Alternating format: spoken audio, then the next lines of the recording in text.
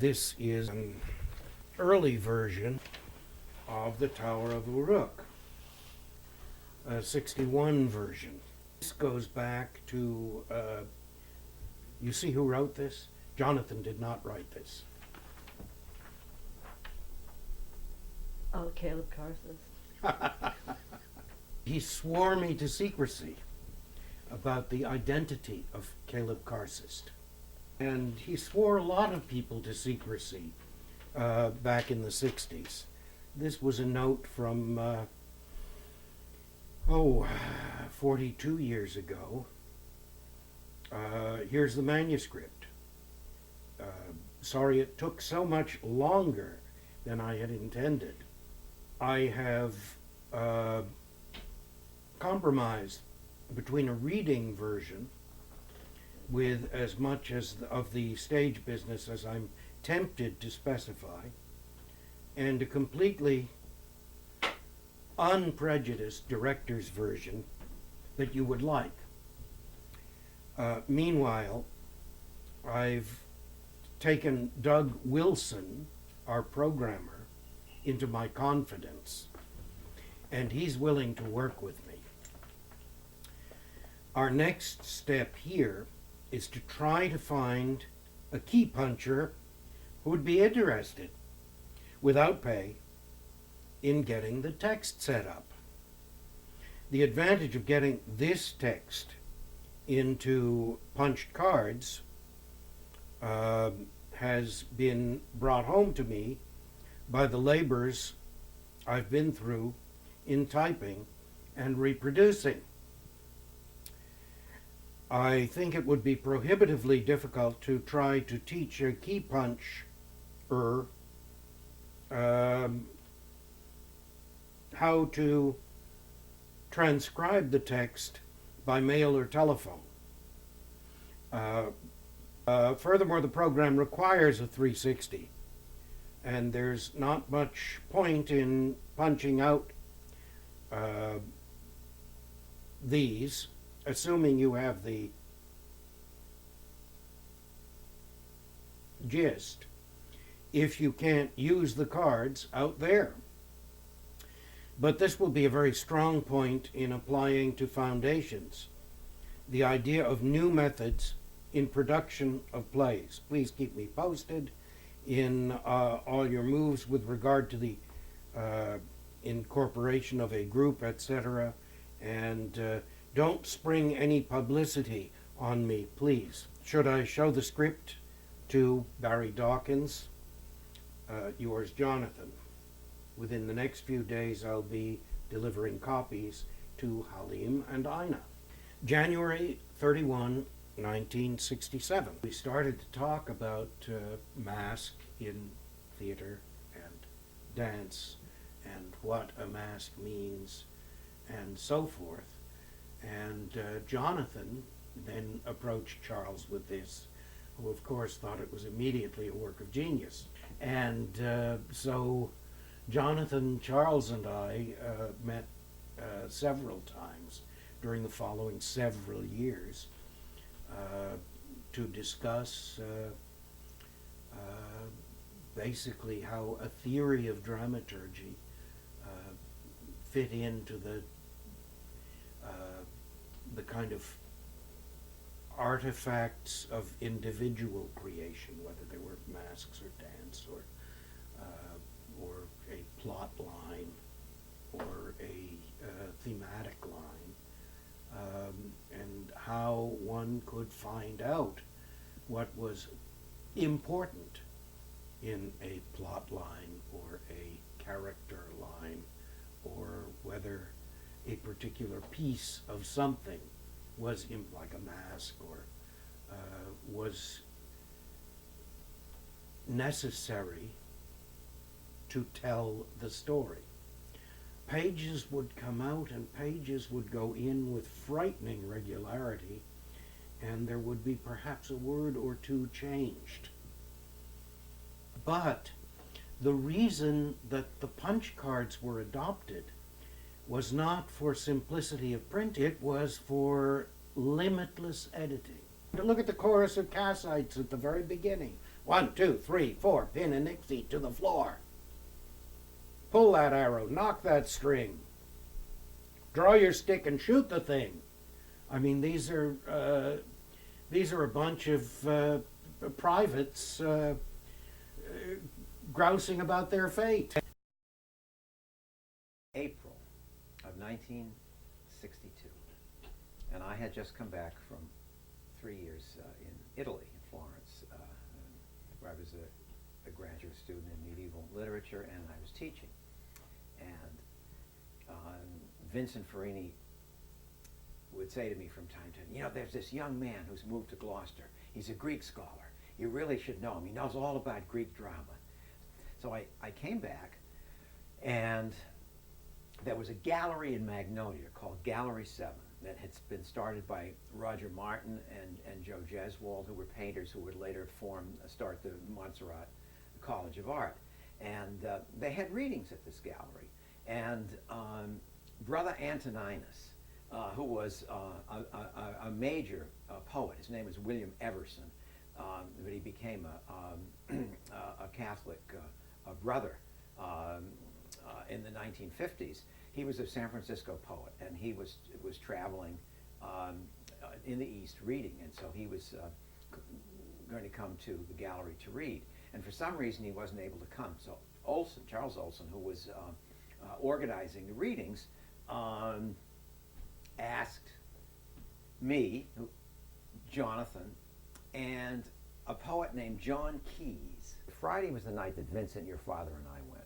And we went almost every Friday. I remember until Olson went to, and Betty went to Buffalo, we went at least once a week. And we always brought a bottle of whiskey. Olson loved Cutty Sark, the Scotch, so we brought that. And we sat at the kitchen table, and we talked. At first it was your father and Olson, or your father and Vincent.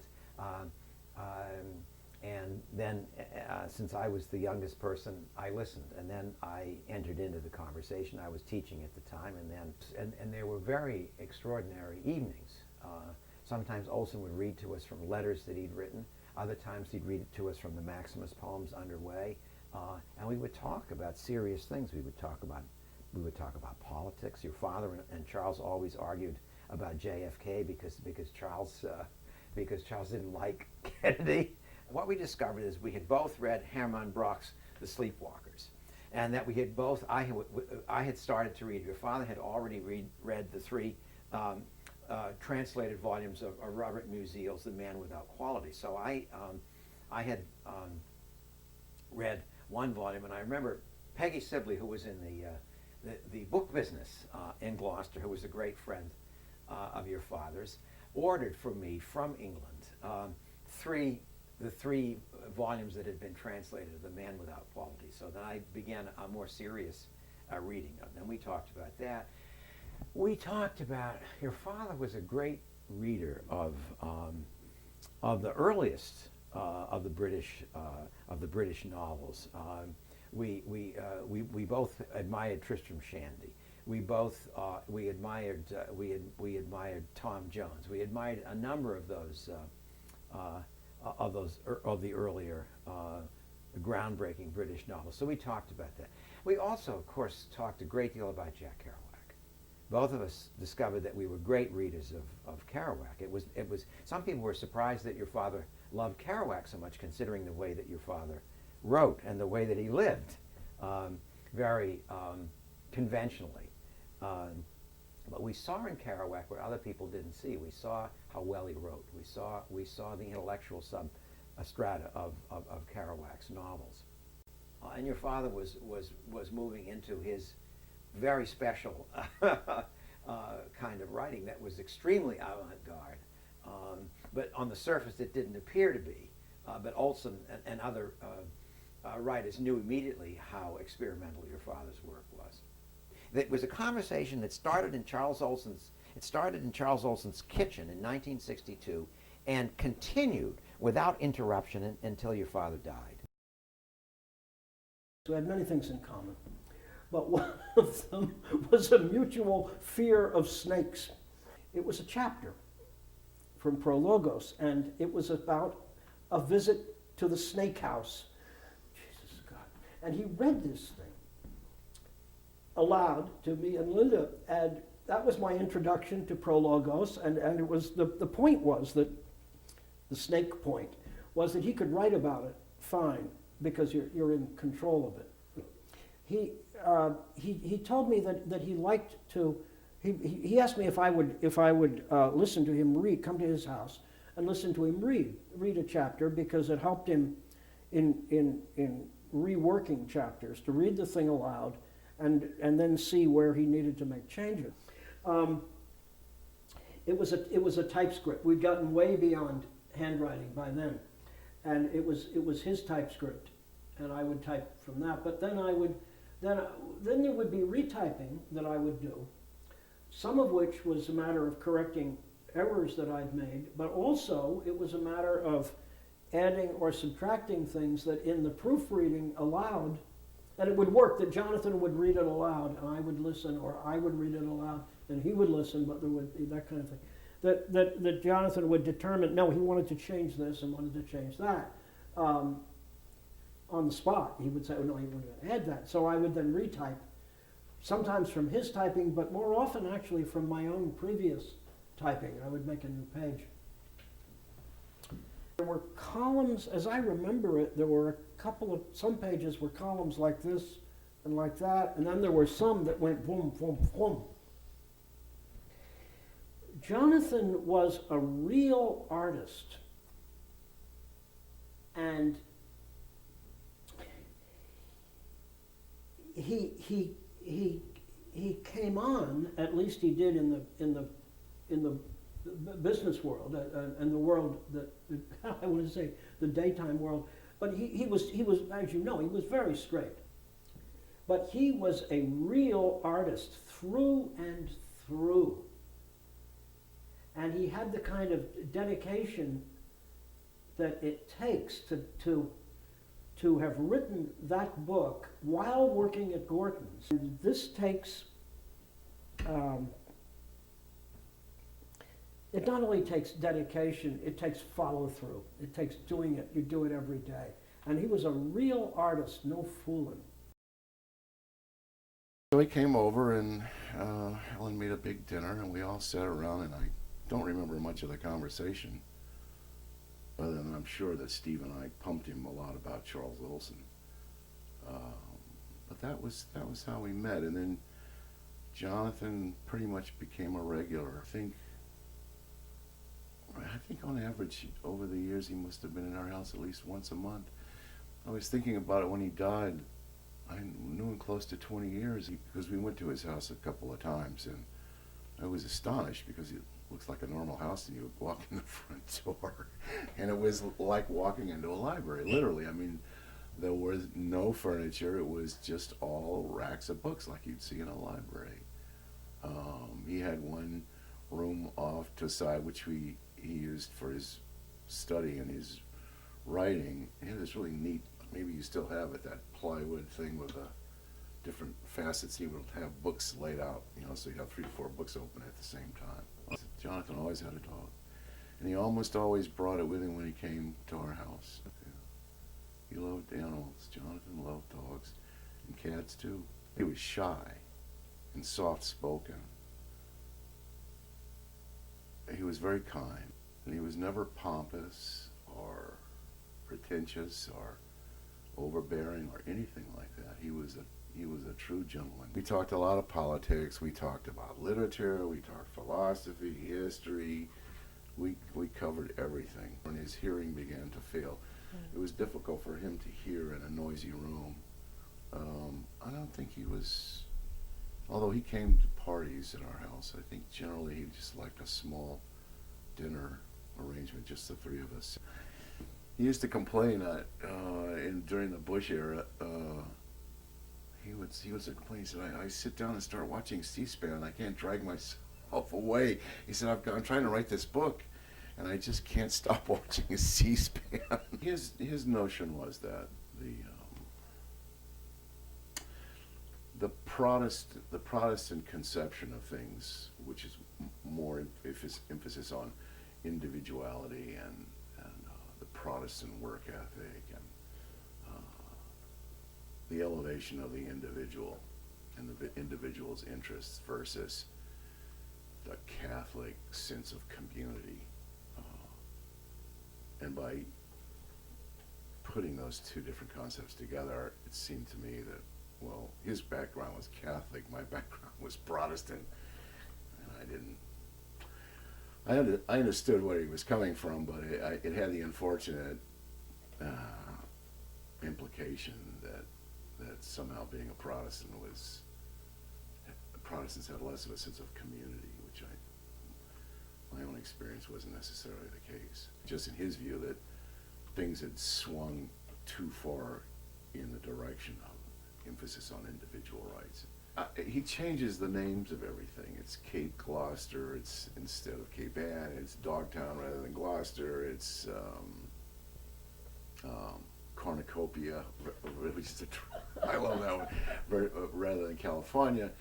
And we talked about that, and he said it was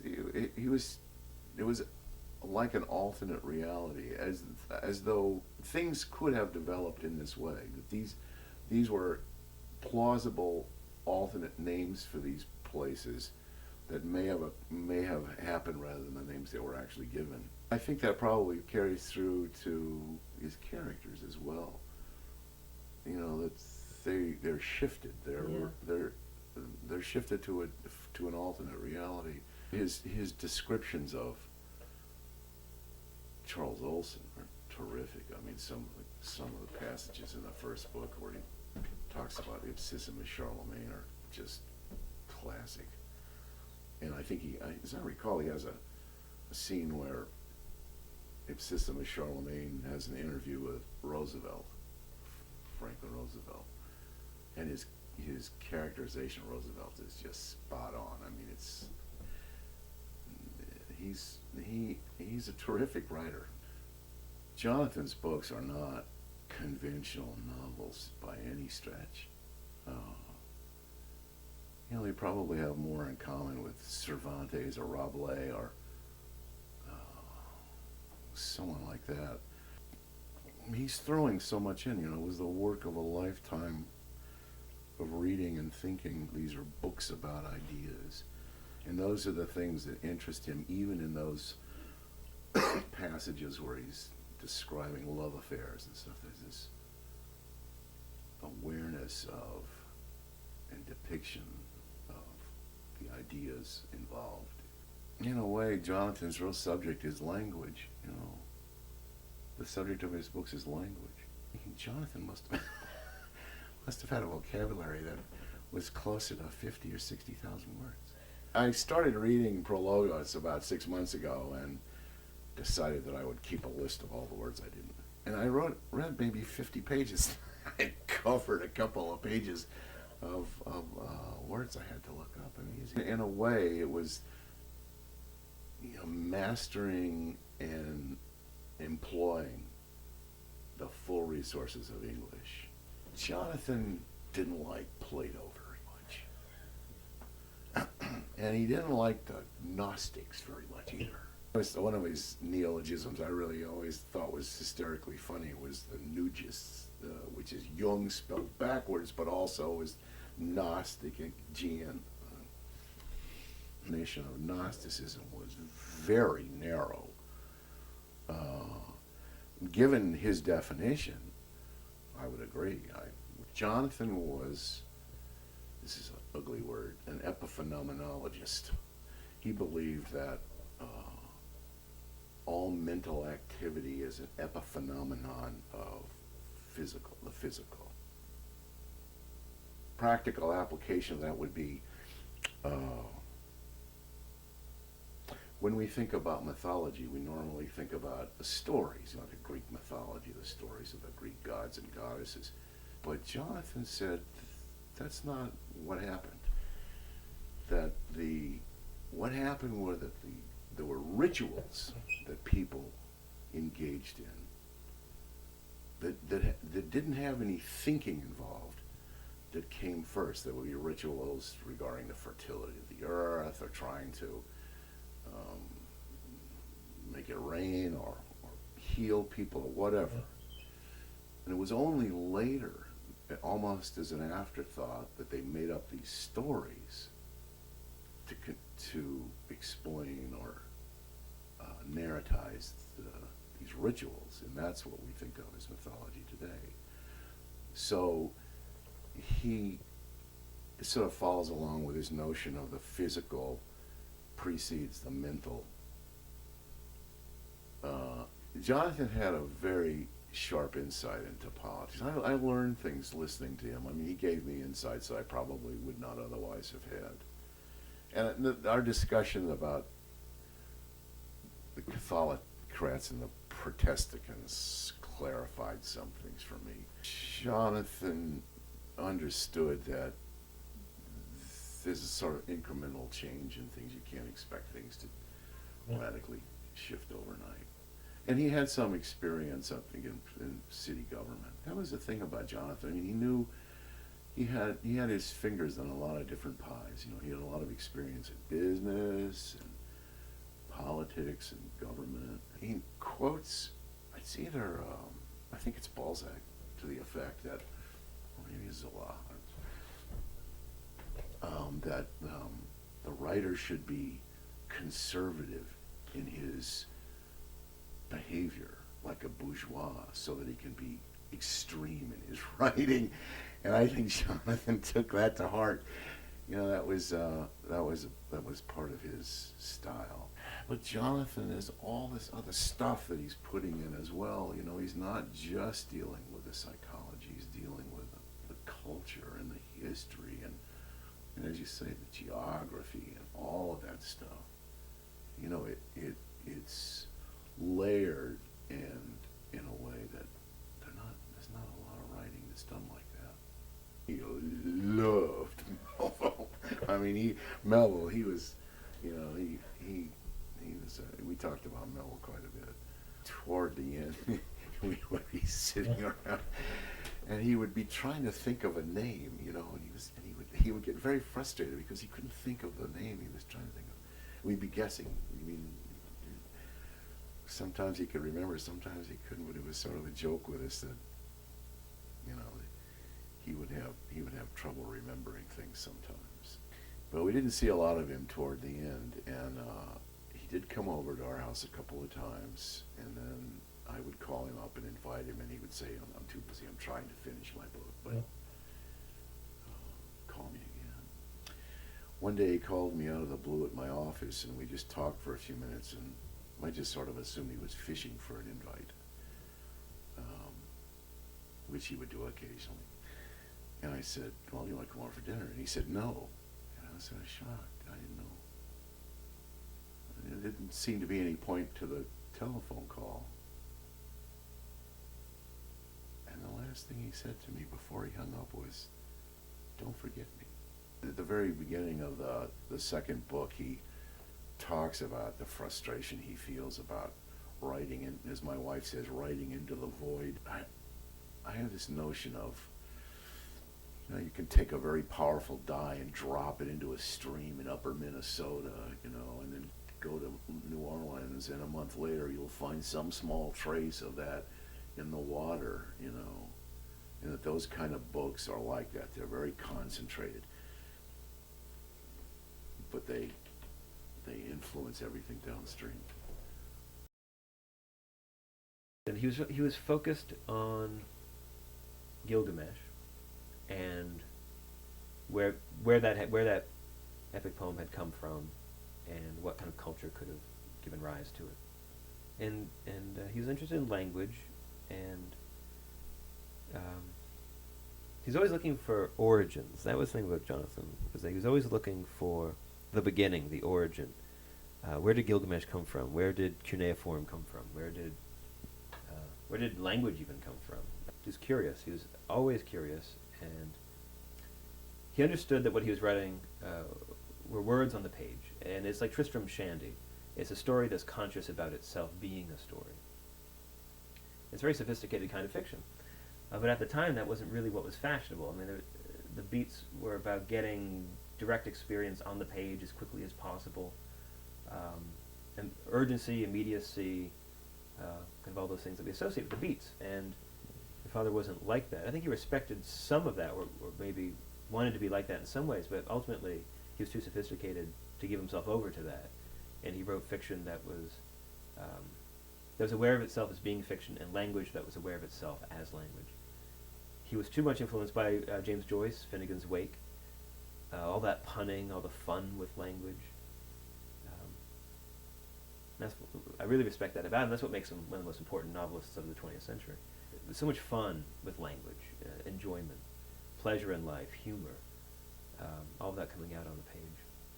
He and I talked about Finnegan's Wake especially. People have compared him to Joyce. I think the comparison is more with Tristram Shandy, more with Lawrence Sterne, more with Robert Musil and Hermann Brock, the Austrian novelists. But they were all, like Brock was especially influenced by Joyce. All of them come out of Tristram Shandy. That's the origin. So is Don Quixote. Your father read Proust. You talk about Joyce. He said that he read the first 10 pages of Finnegan's Wake, which I think is as much as a person needs to read. And so there's this punning. Kind of the whole world becomes a pun in Gloucester Book, in that series.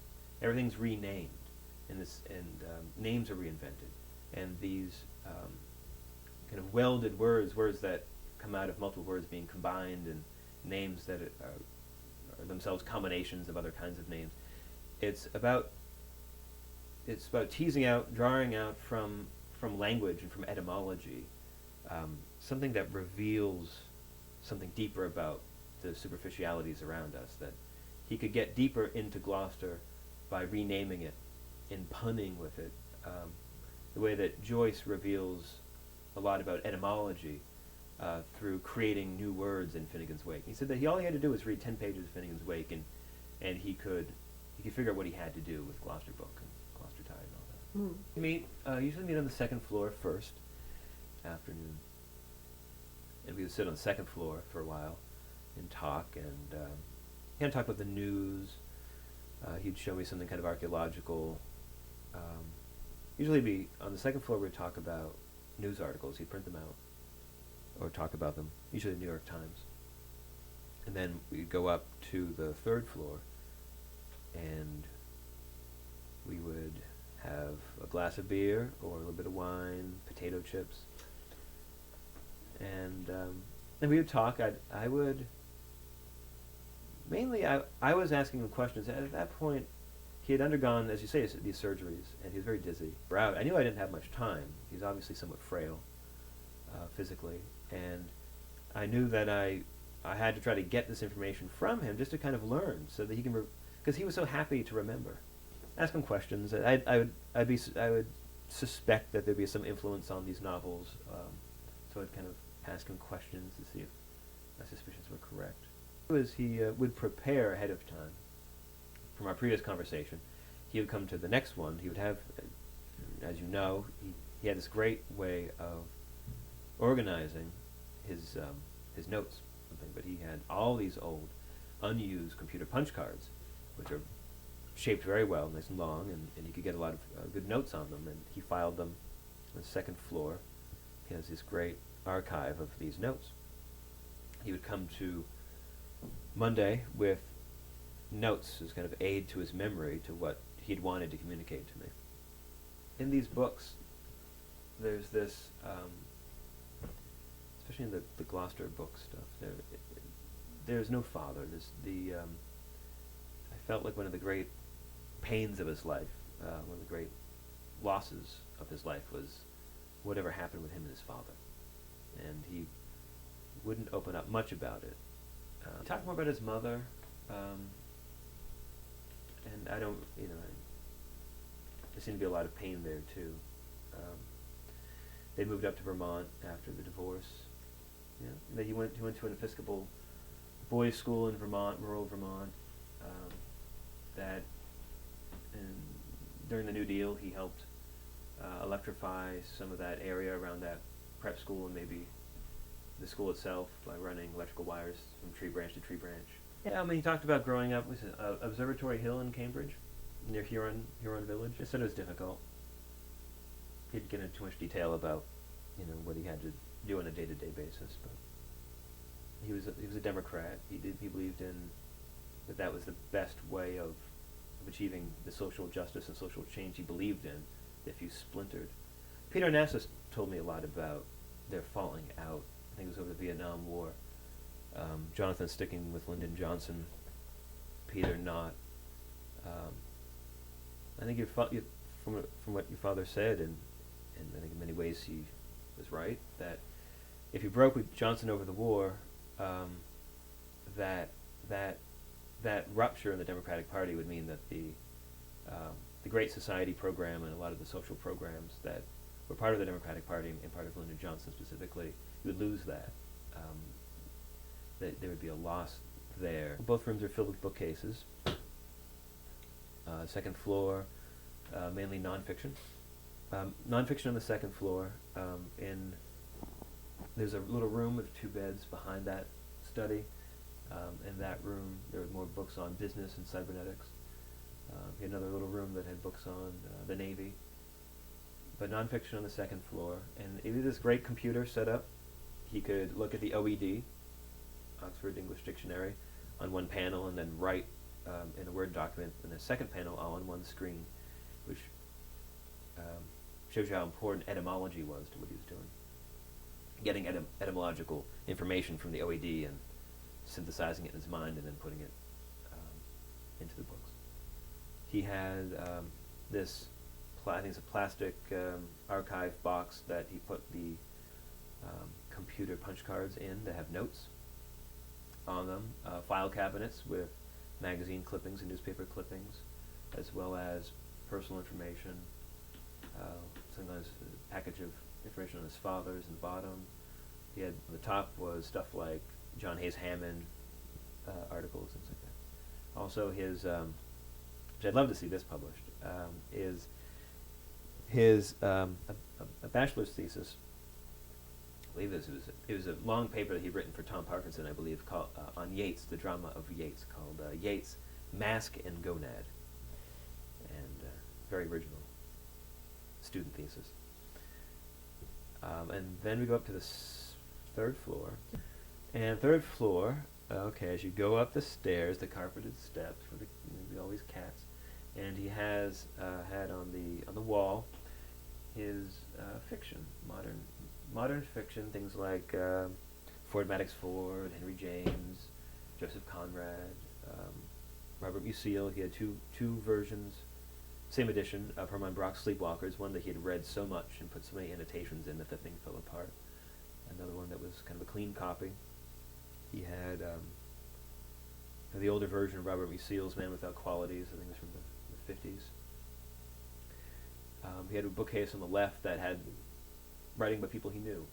Garrett Lansing, he has this great original copy of Heavenly Tree Grows Downward. Literary magazines, Charles Olson, Peter Onassis, magazines that he had been in. And then there was the shelf with Yeats, a lot of drama by Yeats, Proust, Joyce.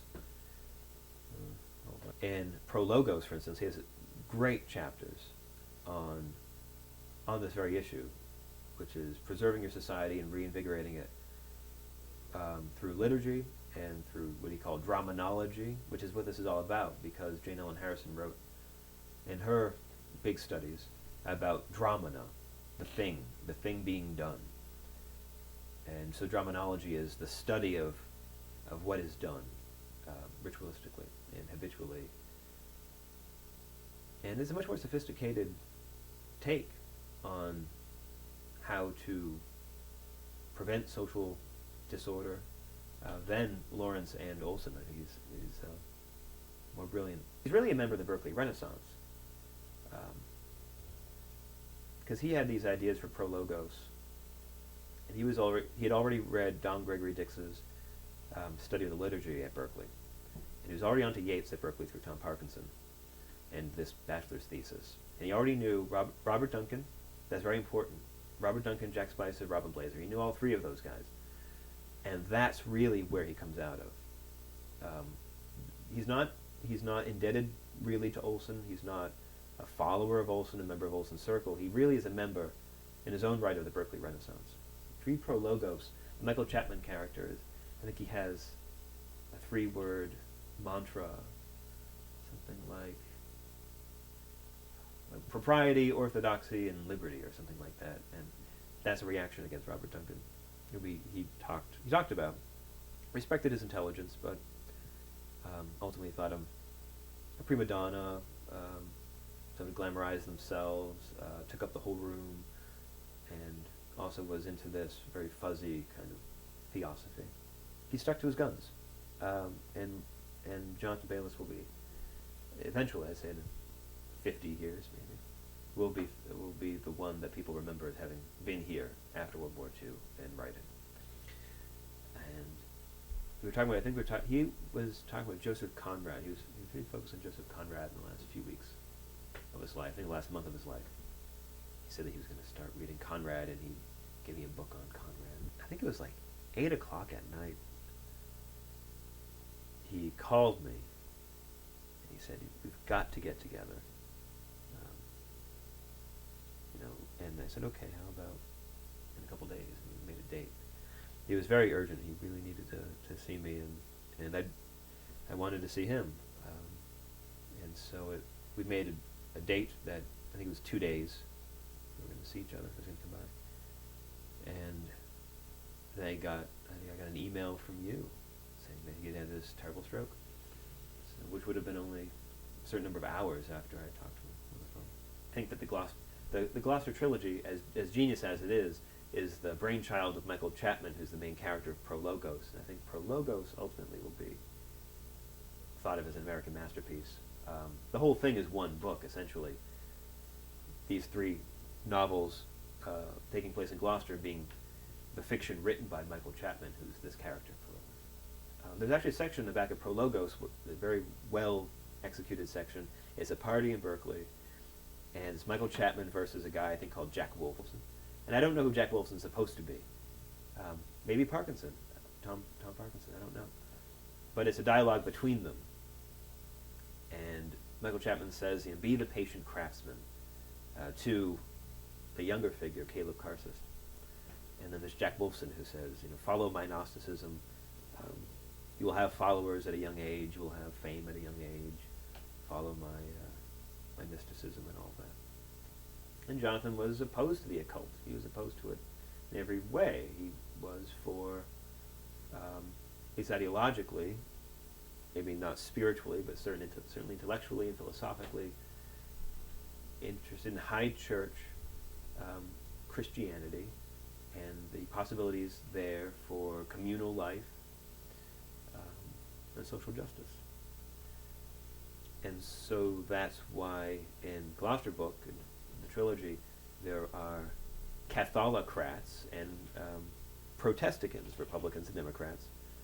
And it's not, in America we know that Catholics are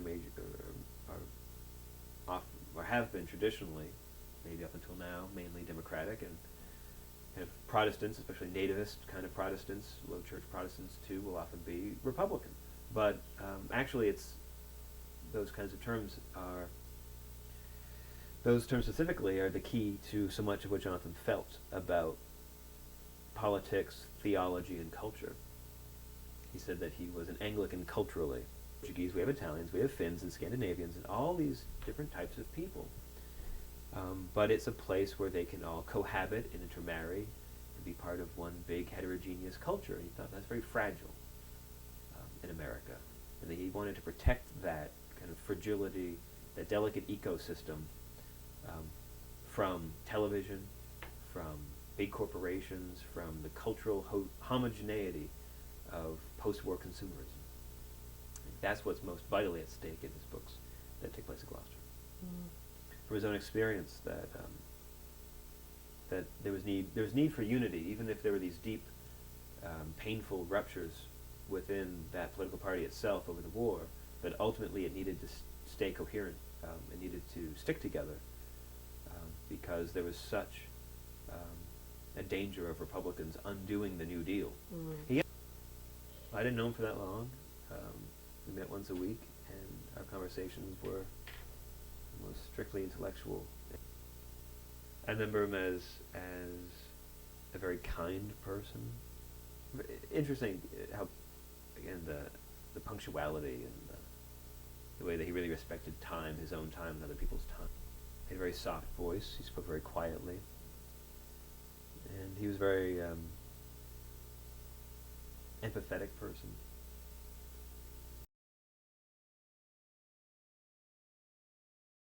Okay.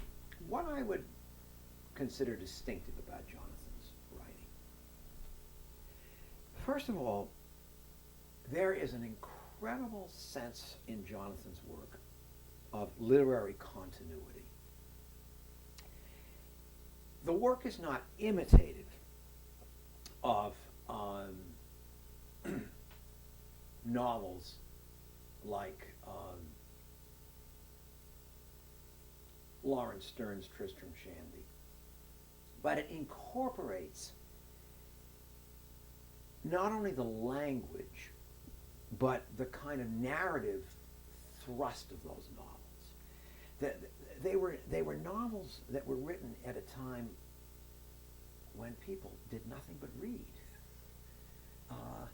And when the whole world came into you through the novel was the news. The novel was where you learned about how people behaved, how the world operated, how governments ran, what happened in town councils, what it was like being in a parson's family. He understood this about one of the primary thrusts of fiction, that it brought the world into you. And so that's one of the reasons he was attracted. He was attracted to the origins of fiction. In the same way he was attracted to the origins of drama, the origins of literature, in the roots of literature, in the roots of drama. Dick Greene was a marvelous medievalist whom your father had, Jonathan had been at Berkeley with, and would come often to Gloucester to visit.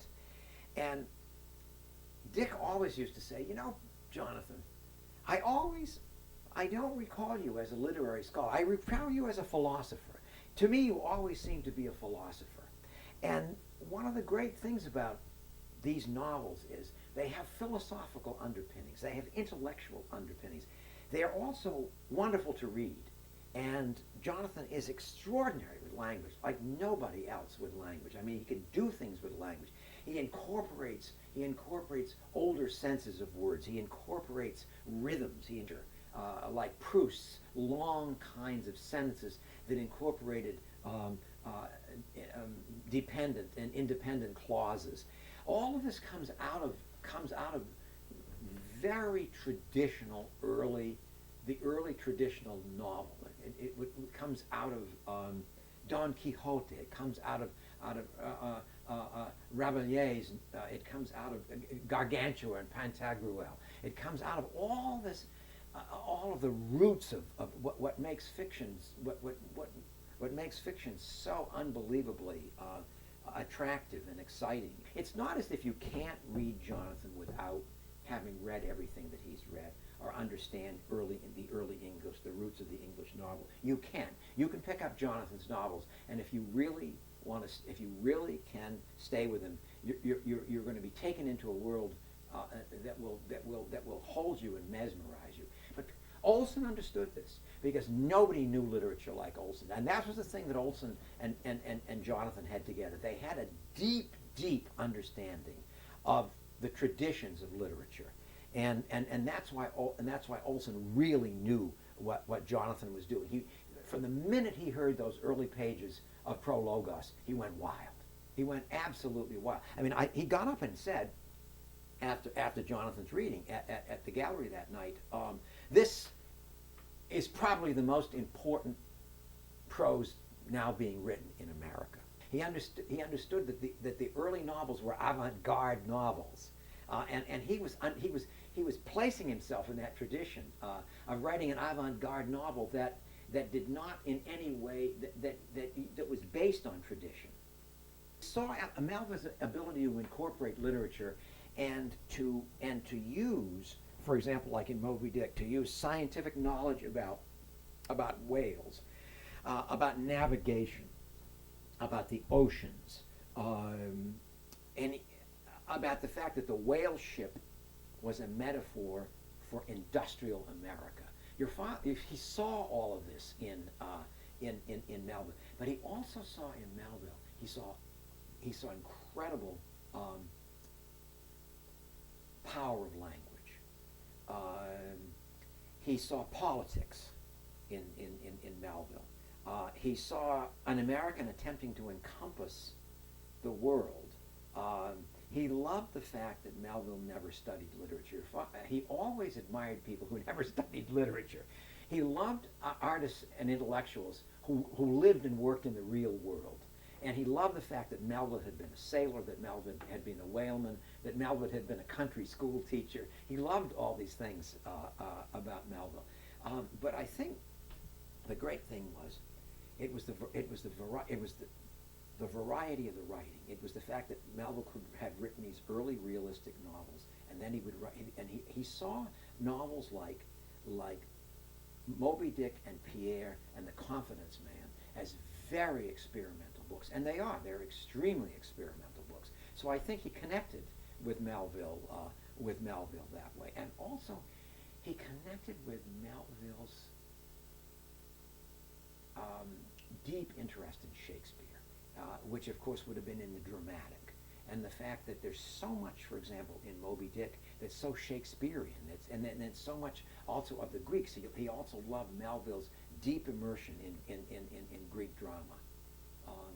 These novels of Jonathan Bayliss's are quintessential American books, although they may be influenced and inspired by European avant-garde literature. The subject is America. The subject is American places.